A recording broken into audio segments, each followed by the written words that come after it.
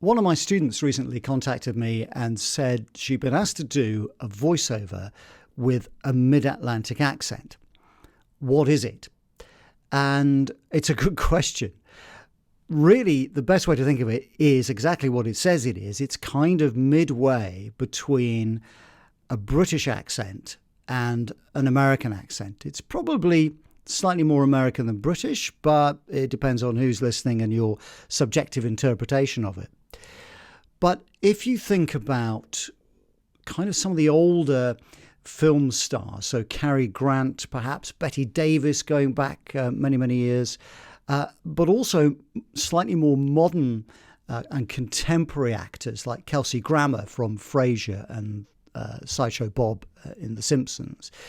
And he's got that very sort of almost posh American voice, rather refined, quite drama schoolish.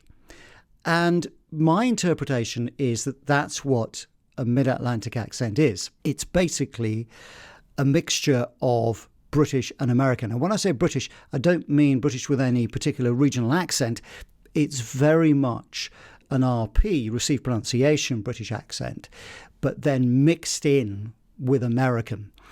And some clients actually like a mid-Atlantic accent. I think they feel that in some ways it's going to travel further internationally, not just in Britain and America, but also kind of around the world, particularly in the Middle East, say, and Australia and so on. So it's sort of more acceptable. It's not got a big American drawl, and it hasn't got maybe a slightly more clipped British version. But it's sort of between the two.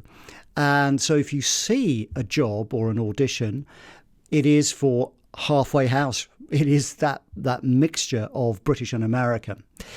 Should you go for it? Well, if you are British and can do a bit of an American accent, might be an idea. And if you're American and can do a bit of a British accent, it's worth a shot.